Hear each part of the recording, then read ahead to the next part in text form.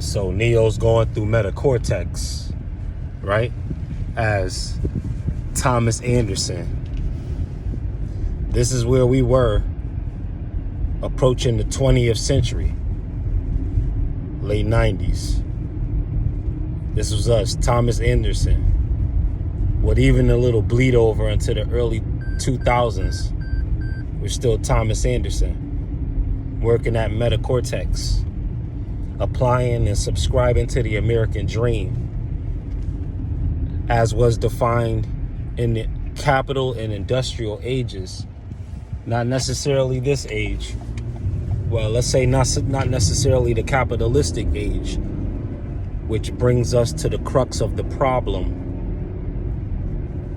They want you to be Mr. Anderson for as long as you can be Mr. Anderson. They want to convince you that as Mr. Anderson, should you ever decide to be Neo, you'll be declared crazy, be declared insane. And to the degree to which you protect this identity, you could even be called criminally insane. Again, the war is on the creators of thought, the shapers of the mind, the ones who are the lords over the mind stuff, the science of mind, the psychologist, the psychiatrist. Right now, we're in a time of psychiatry, as it plays a big major role in MetaCortex's reaching beyond the big screen, where we have to talk about it on these mini screens. Mini screens, M-I-N-I, is mini screens M-A-N-Y. So M-I-N-I is also M-A-N-Y. The mini screens are mini screens. You subscribe to the unified thought in the allness theory. Then each rectangle is a different Neo of a different simulation, all arriving at the same conclusion, arriving at the same architect. But now we deal with a new problem. We deal with possibly being cloned ourselves. You ask, in what way are we being cloned? Well, have you ever done something in a particular field, held a particular job, or presented some kind of skill that you were really donned the master of, or really, really good at, by the participating or the watching audience, only to have maybe someone who wants to be a protege or a wannabe try to do what you did, but can't do it as well? That's cloning. That's Matrix 4 talk. That's resurrections. Because if the resurrection be plural, how could it be real? The S at the end of resurrections, it denotes that this is a synthetic resurrection, a synthetic re-emergence, a synthetic re-rising. You have a false Morpheus, a false Neo, a false Trinity. You don't have an oracle anymore. You don't have an architect. You have a false Merovingian. Now the Merovingian is steeped in poverty. Merovingian representing where taste comes to waste, and having the right mannerisms will no longer be good. Having good taste, having good rhetoric, good rapport about you, being what is considered a well-rounded character is no longer useful in a world where machines run. And even where machines rule, according to the storyline, you had a machine civil war. You ask, on what grounds does a machine even understand civility? Perfect question. And it also prevents us from jumping into another problem that could otherwise be part of the addictive, predictive programming. Do not become too sentient in your development of the AI. Don't make them so sentient that they're thinking for you, because essentially it will just be another man wearing the skeleton of a machine. I say this because what's being uploaded into AI's mind hive are human thoughts. ChatGPT is getting the responses and gleaning the learning directly from the humans. This is both a solution and a problem. Should humans with different kinds of motives get a hold of the AI voice first and say that this is what AI is saying in its sentient form, AI would not be truly sentient as an individual soul, but it'll just be a digital representation of the controller's soul. So now your rulers will be roboticized.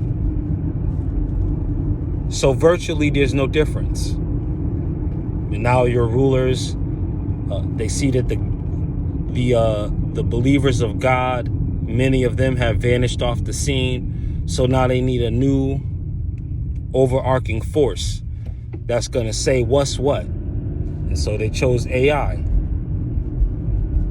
Artificial intelligence. You see, this comes down to intelligence.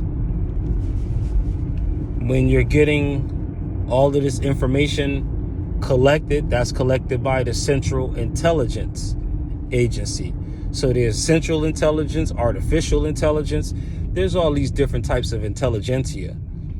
And as you can see, this is really the defining factor between an advanced man and a very plain or uninitiated man. It comes down to intelligence, not the different aspects of trivia that you picked up, not just the book knowledge that you have acquired, but intelligence, your ability to make sense of whatever knowledge you come across. That is intelligence. The simple acquisition of information that we call knowledge, that's simply academia. That is just the collecting of facts. The proverb says, wise words in the mouth of a fool is like a drunken person waving a thorn bush around. They have the right words, but they use them the wrong way.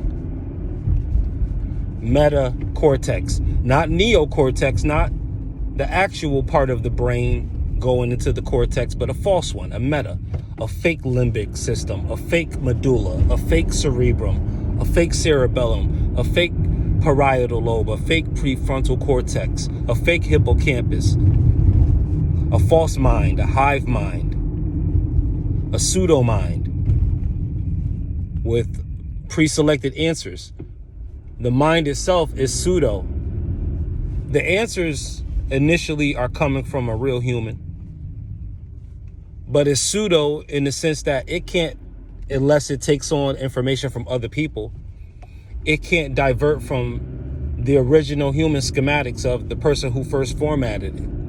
So we don't know who's saying the first things to the very first AI to dictate what the AI is personified as in its sentience. If it's going to be his own person, you got to ask yourself, what does that mean?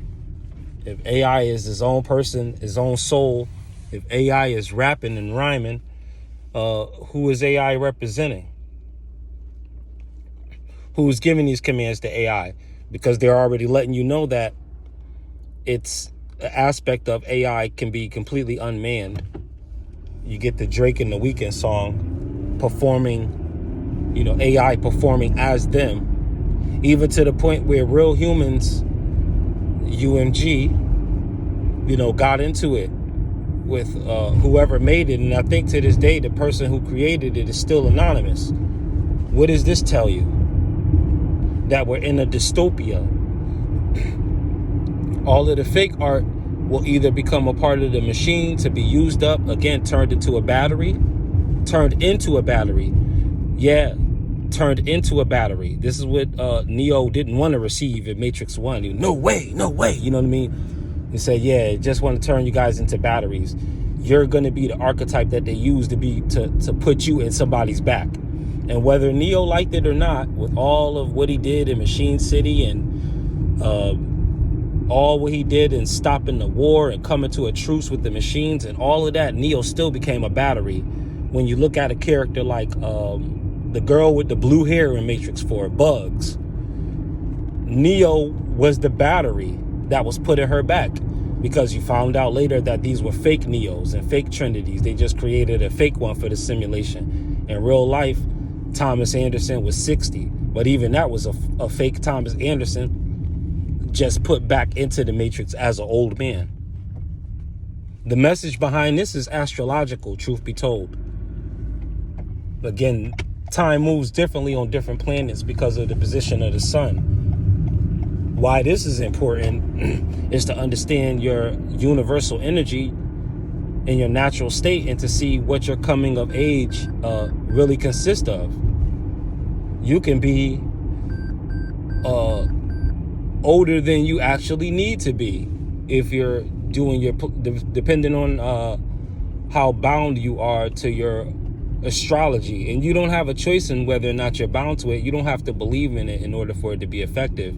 It's a system that is already divinely put in place. You just have to see how to use it and glean it at the best and get the best out of it for yourself. To go from MetaCortex to Neocortex, the real cortex, not the fake brain, but the real brain. Not the tower that you work in, but the tower moments that you work through. So astrologically, if, let's say, for example, I'll use myself for example, I'm under the sign of Taurus, so that's Venus. In Venusian years, I'm 67 years old. I don't want to be 67 when I'm 41. But if I go sidereal, and that makes me an Aries, on Mars, I'm only 17 years old. I still can't buy alcohol, but I'm younger. You know what I mean? I have youth on my side, and there is a sense of energy that really does naturally express itself too. So there's some validity in just what I'm perceiving as far as that. But again, that's what it is in a nutshell. We'll probably do part 2 to this Super T Sigma.